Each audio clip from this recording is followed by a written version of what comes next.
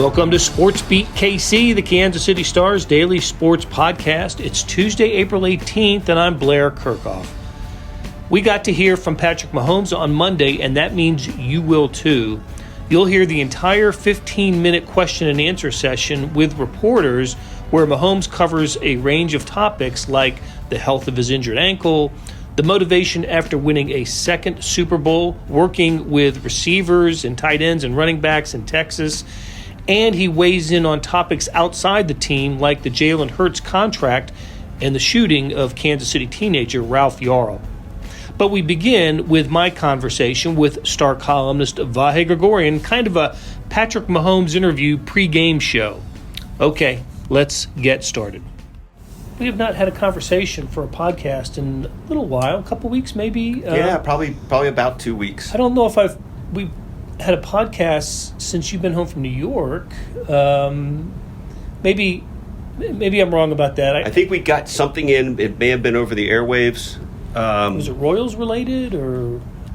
Boy, I don't know. You wouldn't know that we're both two over 60 guys, would you? That's exactly right. At any rate, we talk about college basketball, we talk about baseball. So when I kind of discovered that the Chiefs were having media availability this week, I'm thinking, what for? But that's, again, I'm forgetting. It was to introduce phase one of OTAs. How could we forget phase one? How could we forget it? And really, that actually speaks to the core of what's going on here, Blair. This is phase one of their, bid to defend the Super Bowl, and it is every bit as mundane as it sounds. It is. But we got access. That's right, access. We got to talk to Andy Reid and Patrick Mahomes and Nick Bolton, and on today's show, you're going to hear later from Patrick Mahomes, who I thought was pretty good. It was a Zoom call with about 40 reporters, and you got a question in I thought Mahomes gave a good answer to. I want to ask you about what you did with that response in a column. But there were basically what this time of year is about. It's put behind the accomplishment and at least begin to think about what's next. Right? Yeah. And I thought Mahomes had a pretty definitive answer about what his line of delineation was for that, right? It was his Vegas trip with Travis Kelce that they spent a week or a little over a week out in Vegas. Lord knows. And let's hope that stuff does stay in Vegas, because I don't exactly know what happened on that trip. I just know that it was during a period of time that Patrick may not have stopped drinking the whole time. There's a chance. There's a chance. I mean, I don't know if there was a concert involved in the middle somewhere, but I just, let's face it. There's Parade Patrick, and then and I guess Las Vegas Patrick, and then that's it, right? I mean, I'm sure he has ways of enjoying his life. We see the man about the country going to all these things, but for sure. But by and large, what we know him for truly is his work ethic. I mean, we understand that, and that's. So that, to your point about the line of delineation, I think you said that was maybe 2 weeks after the Super Bowl, and it was like, okay. And I think with him, he's had such a long-term relationship with his personal trainer Bobby Stroop. I mean, that goes back to when Patrick was 7 or 8.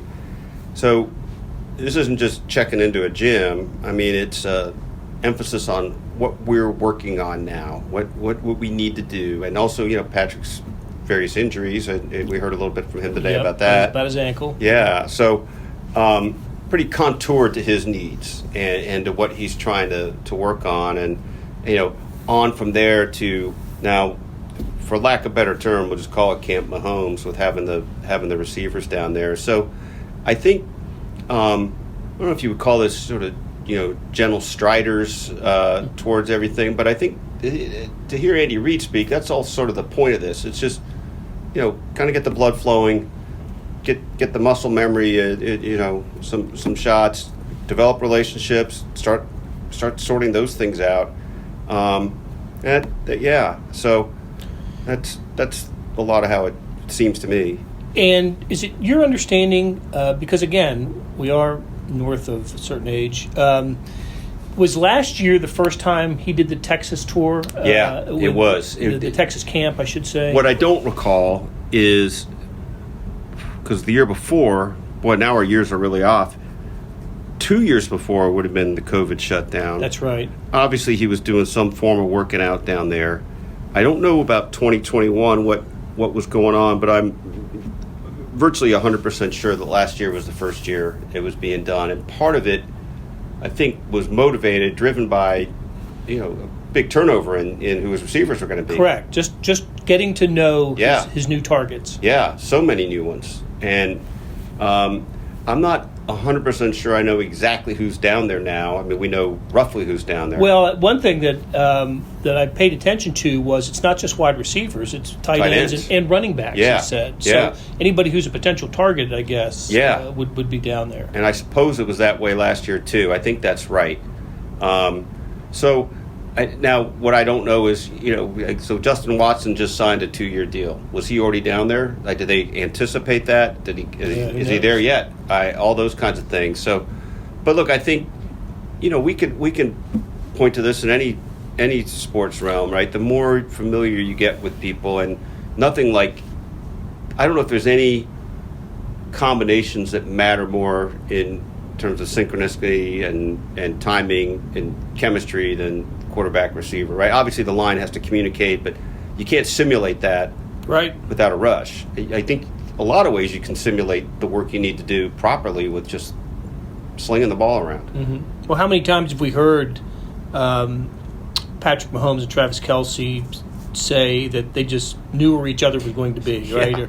And then you see a replay and say, how in the world did Mahomes know Kelce was going to break this way? But they knew. They knew, and oftentimes it seems they don't need to say it out loud. But one of my favorite such moments was two of them. Right, one where the do it Kels against the Bills, based on conversation they had, like walking Kelce, to the sideline. Yeah, Kelce kind of comes over and mutters in his ear, and then next thing you know that, and then of course I can't even.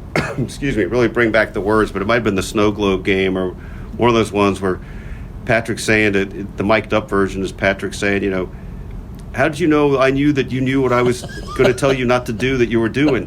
Something to that effect. Yep. And this is the most extreme version of that, because there's something uncanny about those two. But I think that's illustrative, if that's a word, of what they want to create among as many as possible.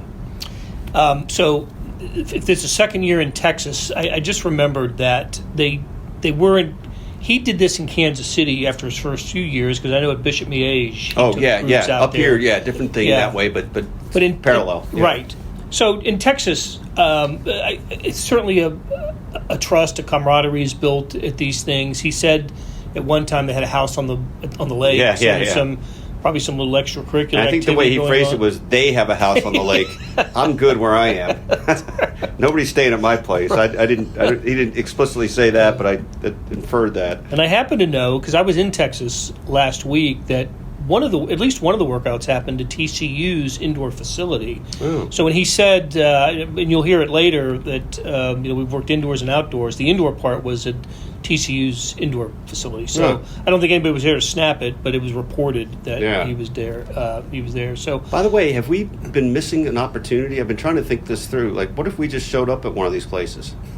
Would we be, is there somebody going to keep us out? Can we go in? Can we? Actually, I shouldn't bring this idea up on the air at all. Well, maybe you should have cleats. You are the college wide receiver. Which one of these guys is 35 years older than everybody else, and it does not look the part? Or somebody to play D-back, Pile on. Yeah. I bet it'd be fun. The image of what they do down there would be like hour and a half, 2 hours of work, and then Patrick actually mentioned this today. These guys are giving up time to do that. You better make it entertaining as well. And that's what being on the lake is, I suppose, about. I think so, and I think they even make it a little I mean, I'm sure they're not goofing off when they're doing this, but there's certainly seem to be breaks based on the videos I've seen. I think it's Brad Henson Productions on Twitter does that. You post some videos from there. So But I think it's just what you would expect it to be, right? You know, go hard, you know, take a Gatorade break, and you know, tell some jokes, and Yep. Yeah. And maybe a lot of this is, what's the word where something's supposed to seep into you?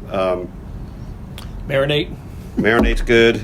It's not what I meant, but marinate's probably better. Permeate, marinate. Come on, work with me. Oh, you already did.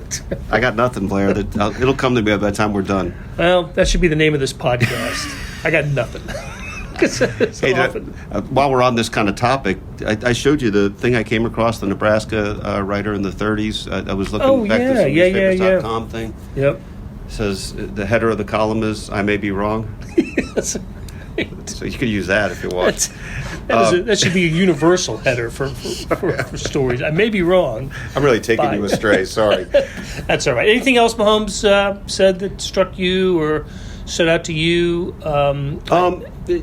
Not so much. Other than I think we talked about this before we started. Just this idea that the way he spoke about this tier of opportunity, kind of that they're at now, right? That the notion of having won a second Super Bowl motivates him more than ever. And he, as usual with Patrick, you know, he might say something like that, but then he also has something attached that makes you understand what he means.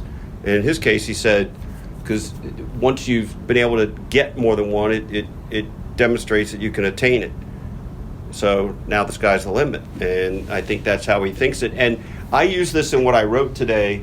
I'm not sure I've ever explicitly heard him use the word, but I've heard enough people use this term, but I've heard enough people say it about him, and I think we understand his drive enough to be able to say, there's no doubt in my mind, he is driven to be the best there ever was. That's what Patrick Mahomes is playing for. And I think he understands he can't do that all in one throw or one day, but I did. Do you feel like that? Am I on the right trail here? And it also makes me wonder, at what point in his life did he start to think that way? This is a guy who came out of college with a losing record, with his career record at Texas Tech, and he shot up the draft board but didn't even play as a rookie, right? And then has wild success in his first year as a starter, winning the MVP, but doesn't get to the Super Bowl, wins the Super Bowl the second year.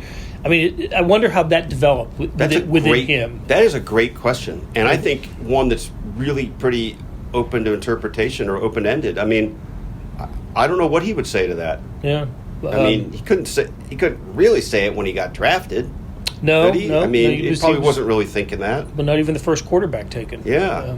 In fact, I have said it before, I'll say it again. When the Chiefs traded up to the number 10 spot, I thought they were taking Deshaun Watson. That's how unsure I was of Patrick Mahomes. I mean, I thought he was going to be taken and a worthy quarterback, but I just thought that's what I thought at the time. Watson was the guy the Chiefs were looking would draft. But anyway, that's the best ever.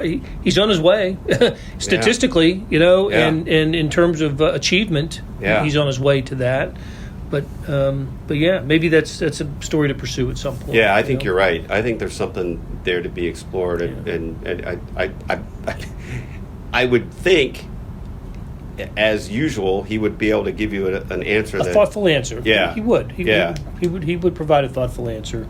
So at the end of this Mahomes interview that you'll hear, you will hear him. He's asked by Aaron Ladd of Channel 41 about Ralph Yarl, the 16-year-old I think Staley High student who was shot while trying to pick up his brothers.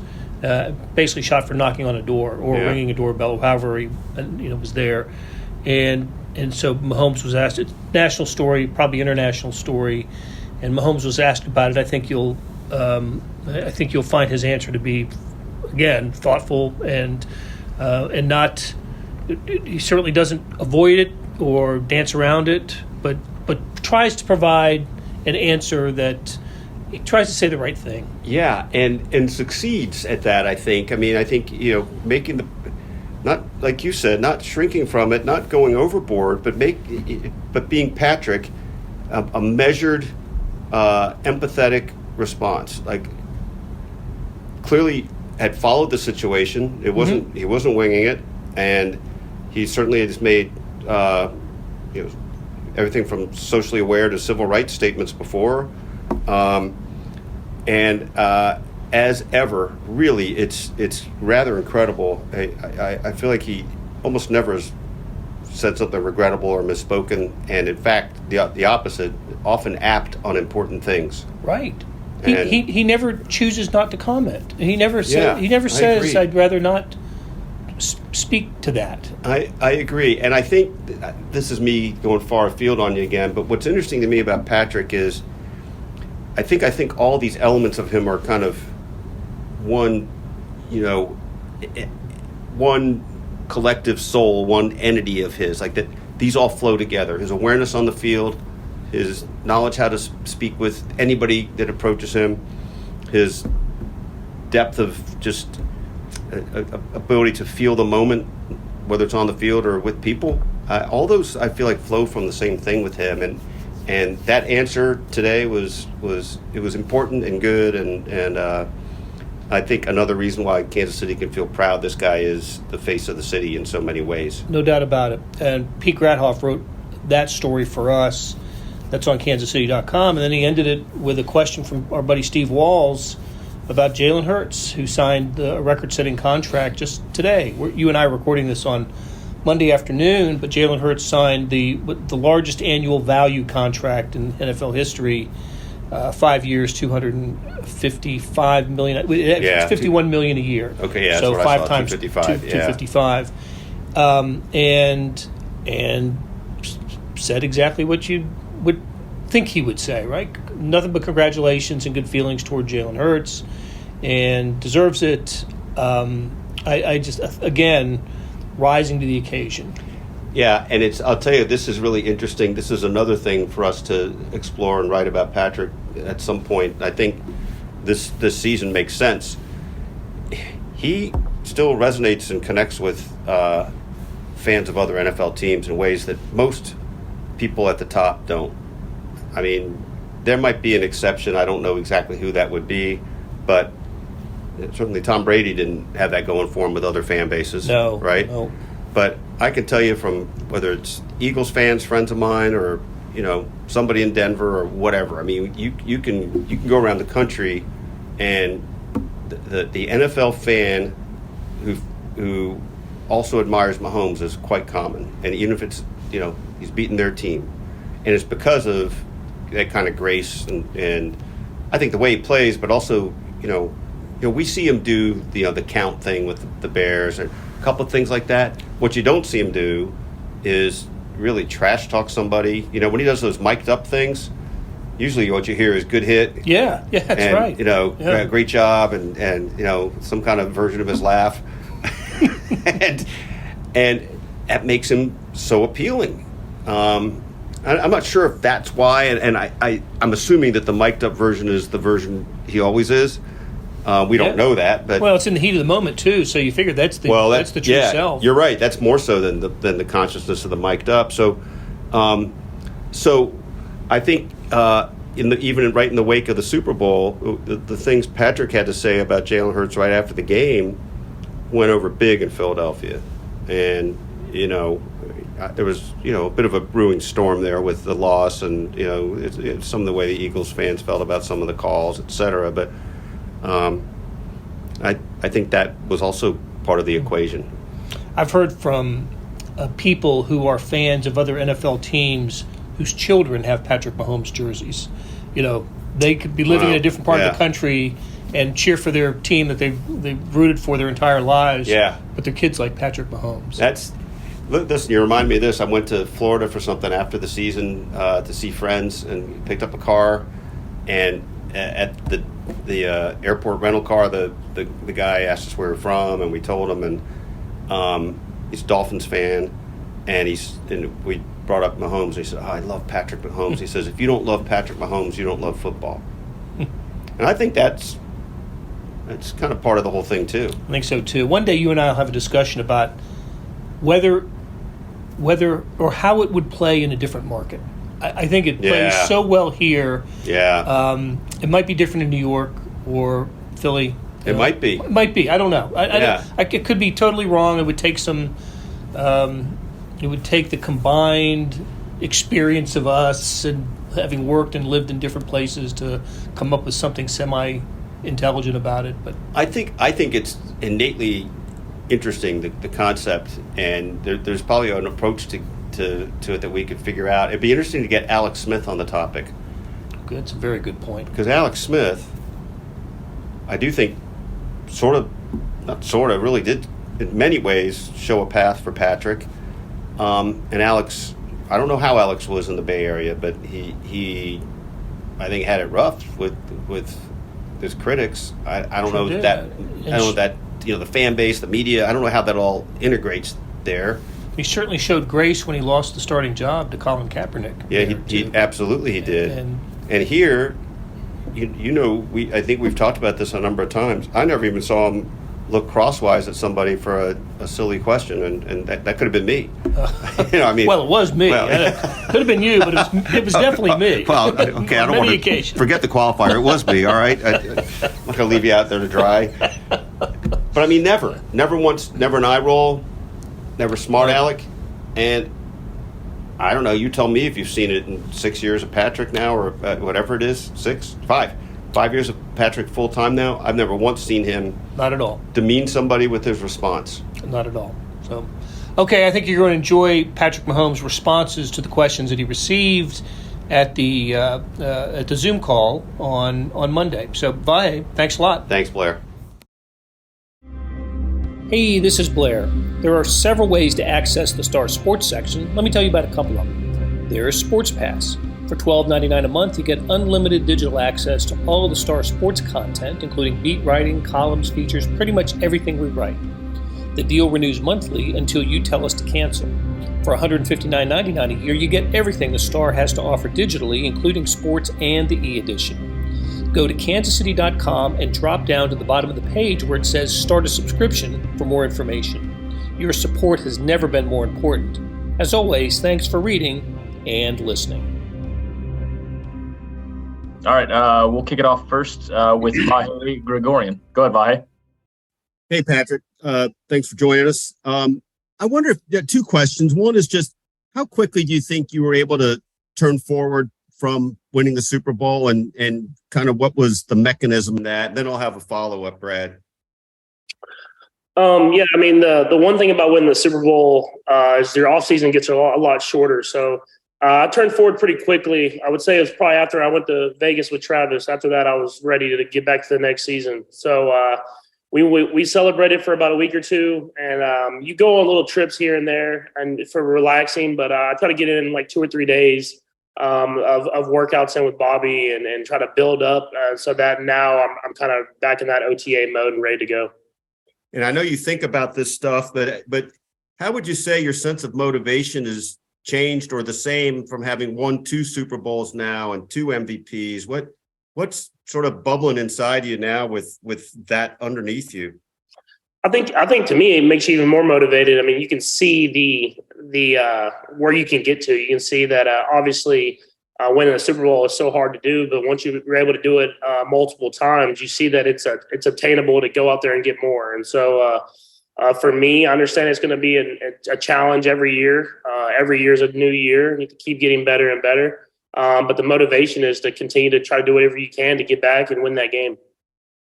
Let's go next to Pete Sweeney. Go ahead, Pete.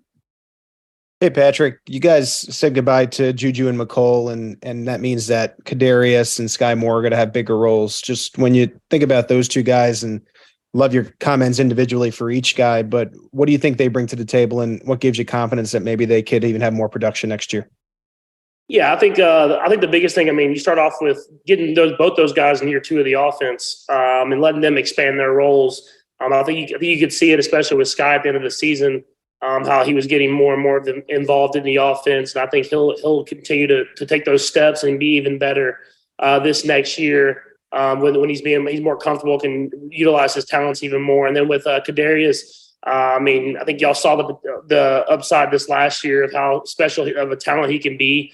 And so to have him in that offense another year, have him working with Coach Reed and how we practice and training camp, I think he'll have his body in the best shape that you could possibly be in to go out there and be healthy all season long. And so we're excited for those guys. to take those next steps within this offense. Let's go next to Sam McDowell. Go ahead, Sam. Hey, Patrick. With the draft just coming up in about 10 days, just wondering if you could sort of backtrack to your draft night. Obviously, I know you talked a lot about just how it came to be with the marriage between you and Kansas City, but just specifically the experience of draft night as far as who was there, what that night was like for you. Yeah, my draft experience was, it was awesome, obviously, but I didn't know kind of where I was going to get drafted at. I think at the very end, I had a sense I was going to get drafted higher than I even expected. But I had chosen to stay home. I got invited really late to the draft because I think I rose up the draft boards pretty quickly at the end. But I chose to stay home and be with my family, and we kind of rented out the top part of a restaurant in my hometown and had all my family and friends there. And it was cool. Obviously you get drafted to the team you want to get drafted to, but it was early in the night, even though it feels like it's still like an hour into the draft at pick number 10. And then I got to do the media and stuff like that. And then you just enjoy that moment with everyone that's kind of been with you the whole way. And so, for me, it was really cool to be able to be home, but I know I'm excited for all these guys to get to Kansas City this week. I know it's going to be a special environment, and I'm going to try to make it out at least one night and be a part of it. Let's go next to Matt McMullen. Go ahead, Matt. Hey, Patrick, similar question about the draft. Just how excited are you for Kansas City and Chiefs fans to kind of celebrate the Super Bowl again over the course of draft weekend here in town? Yeah, no, I'm extremely excited. I remember whenever the draft got announced, I told Mark Donovan that I was going to make sure they say world champion Kansas City Chiefs whenever they announce our pick. And so I held my word to that. And I don't know if it's ever been able to say that in the host city, but I'm excited for Chiefs Kingdom to be out there and obviously supporting the entire draftees and their process, but supporting the Kansas City world champion Kansas City Chiefs whenever our pick comes up. Let's go next to Herbie Teope. Go to Herbie. That's good stuff, Patrick. How you doing, man? Good, man. Hey, I got two questions here for you. We're a little more than 2 months removed from you having the most watched right ankle injury in the history of the Super Bowl. Where would you say you are health-wise on that now? And I'll have the second one after that. Yeah, I think now it's been more about just kind of managing it, but getting the mobility back as best as I possibly can. I wouldn't say I'm 100%, but I've had no necessarily limitations. It's just when you go through a grind of a week of training and you're trying to push it and go through the rehab process, but at the same time, you want to make sure you're still building. You might be a little sore on the weekends, but I think we've done a great job of pushing it to the right limit to where now I'm throwing and stuff like that and having no limitations there. So I think there'll be running and cutting. There'll still be a little bit of limitations going the next few weeks, but I'm happy with where I'm at. And we'll keep pushing it and getting me to the right spot for the beginning of the season. Pete asked you earlier about some of the new wide receivers or some of the wide receivers you're working out with down in Texas, but Justin Ross, he's gone viral with some of those videos. What have been some of your impressions of him now that you've got him there working away from the team? Yeah, the talent's through the roof. I think anybody can see that, and I think he's gotten better and better. And even though he wasn't active all year long, he was in the building and he was able to see the guys. And how we do things and listening and being in some of the meetings and stuff like that. And so I'm excited for him, man, to get out there and be able to get the reps and practice and get the little fine details that we like to do in this offense. And like I said, the talent's there. He works his tail off. I'm like, man, you got to ease up a little bit. He wants to run every route 100 times, but you rather have to ease up on the guy, make him kind of ease up on himself. But he wants to work and to be the best player that he could possibly be.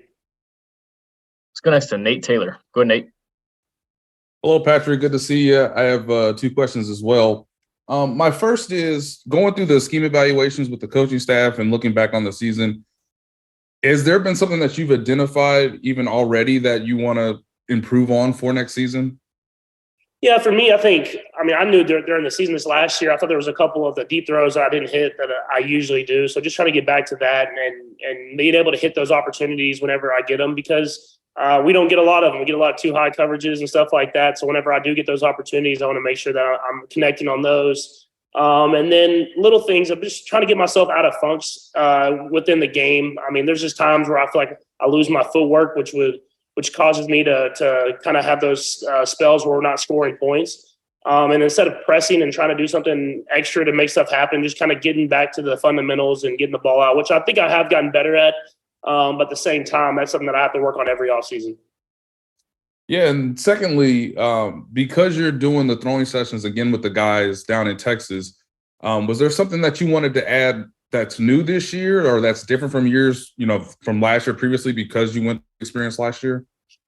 I think I had a better game plan for it just in general, just having a place for those guys to stay, getting the guys down here and with several weeks, but several different days that they can make it so that they don't have anything. They can be here for at least 2 or 3 weeks at a time, and they don't have to worry about having to fit it in their schedule. They have several opportunities. And then I think the biggest thing was I just had a better plan for what fields we could use, grass field option, turf field, indoor, and the timing so that we can get the guys in and out and they can still live their lives and be in virtual meetings and stuff like that. So I just had a better plan for myself of getting those guys down here. And we've had a great turnout, man. And I'm excited for these guys. Everybody looks hungry and ready to go.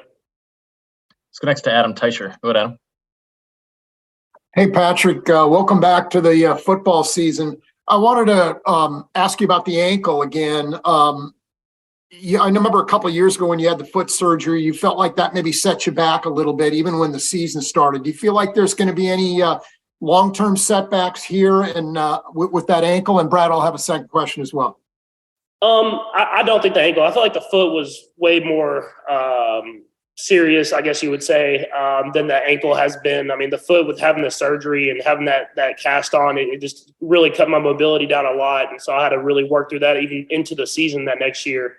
With the ankle, I felt like we've improved, especially these last few weeks, a ton as far as the swelling has went down finally. And I don't have that soreness just as much as I was having it after a few days of work. And so with the improvements that we're making these last few weeks, I have a great feeling that by the time we get to training camp, it won't even be any question at all. And so we'll continue to work through it at OTAs. I don't think there'll be any limitations on reps or anything like that. Especially if I'm not running around a ton. But at the same time, we'll continue the rehab process and making sure that by the time we get to training camp, I can just roll out there and feel perfectly fine. Okay. And it sounds like you're sort of for lack of a better term, the coach of those workouts down there. Is there value in that for you, maybe leading those workouts with no coaches around where you're sort of the guy? I think there's a value to me talking to the guys like that, especially when you get new guys in, and I'm working with everybody that kind of is on the roster. And so for me to explain how I think of the route and how I teach it, and then them being able to go to the virtual meetings now and hear how the coaches teach it, I think it gives them a better understanding coming from different perspectives. And I've actually been proud of guys like Sky and Marquez especially. I mean, just how they've been able to help teach these guys that are new to the team how we run routes and everything like that. And I think that helps them as well. And so it just builds those relationships at the same time as those guys learning the offense as quickly as they can. We'll do a few more. We'll go next to Matt Derrick. Go ahead, Matt. Hey, Patrick, you talked a little bit about what's going on down there. But, Coach Reed says one of the reasons, too, that he likes to do this now virtually, this phase one, is it gives guys a little bit more of a rest and recovery period. Does that still ring true with what's going on down there? And what's life down there? What do you guys call it? Is it Camp Mahomes? What are you guys doing down there when you're not playing football? No, I mean, I definitely think they get more rest and stuff like that. We get the workout in. We kind of manage those guys, especially the days we run routes, making sure they get work in, but at the same time they have their legs. And then I feel like I have a good feel for how much to push those guys where they can get the routes in what they need, but not too much. And I think them just being kind of not necessarily in the building. We were in the building so much, especially when you get to the Super Bowl, the season's so long. And I think them they're all staying together at a house that's kind of on the lake. So I'm sure they're having some good times out there. And then they're able to get there in the building, work out and then get a few routes, and then they're done for the day. And so I don't know, we don't have a name for it yet, but we'll get some lunches and some dinners, and we'll be ready to go whenever we get back to KC. Last two will go Aaron and then Steve. Go ahead, Aaron. Hey, Pat, appreciate the time here. It's not football related, but one of things that's on the mind here in Kansas City is a case that's kind of got some national attention, this Ralph Yarl case. You're a guy who's got a big platform. You've used that platform to talk about school-age children and reading and all of that. Maybe your thoughts on that case or just generally some of the gun violence we've seen in schools since the last time we've talked to you. Yeah, I mean, first off, I just want to say my prayers and support are for Ralph and his recovery. you never want these situations to happen. But especially from the details that I've gotten from it, I mean, it seemed like it should have never even happened. It should have been a easy kind of conversation, and then both people go on their ways. And this kid being able to pick up his family members and being with his family right now and not in a hospital. And so, my prayers are for him first and his recovery. And then, I mean, just hopefully the justice system does right by him. And everyone involved, and we're able to not have to have these conversations, and we were able to hold each other accountable for our actions. And so obviously more and more details are hopefully going to come out, and he makes a full recovery. And then the justice system does its part, and that we're all held accountable every single day. We'll ask Steve Walls. Go ahead, Steve. Hey, Patrick, how you doing, man? I appreciate the time, man. Yes, sir. Hey, just want to ask you, I know guys don't like to talk about other players' deals, man, but since it was so record-breaking, I want to ask you about Jalen Hurts, a guy you played against in the Super Bowl, just signed a new extension. What does that say about the quarterback position, and also being that he's a black quarterback as well? Yeah, I mean, first off, I'm going to say congrats to him. I mean, he deserves it. I think he's someone that plays the position the right way. He goes about his business the right way, and that's why they were in the Super Bowl. And I mean, he played a great game in the Super Bowl, and it proved a lot of people wrong, even that were still doubting him. And so, obviously, it's great for the quarterback position, the black quarterbacks that are coming up behind us, and them getting their deals. I mean, obviously, we know with Lamar and everything going on there, and trying to get these guys the deals that they deserve. But it's really cool to see, because now there's not hesitation on guys to get these deals. And even if they have to utilize running to make stuff happen, there's such big impacts on the game that they're getting the money they deserve. And so our job in this league is to go out there and win football games and to make money while we do it. And I'm glad to see that the guys that are doing it the right way are getting the job security that they deserve. Patrick, we appreciate you taking the time. Thanks for joining us. Yep, thank you. That'll do it for today. Thanks to producer Randy Mason for putting together the show, and to our SportsBeat KC team of Monty Davis, Jeff Rosen, and Scott Chasen. Tip of the cap to Vahe Gregorian for sharing his insights. Today's morning sports edition was 31 pages of Royals, Major League Baseball, NBA playoffs. Did you see what happened in the Golden State Sacramento game last night? Read all about it. The Stanley Cup playoffs, auto racing, so much more. Check it out at liveedition.kansascity.com. Thanks for listening, and we'll be back soon with another SportsBeat KC, where we talk sports in Kansas City every day.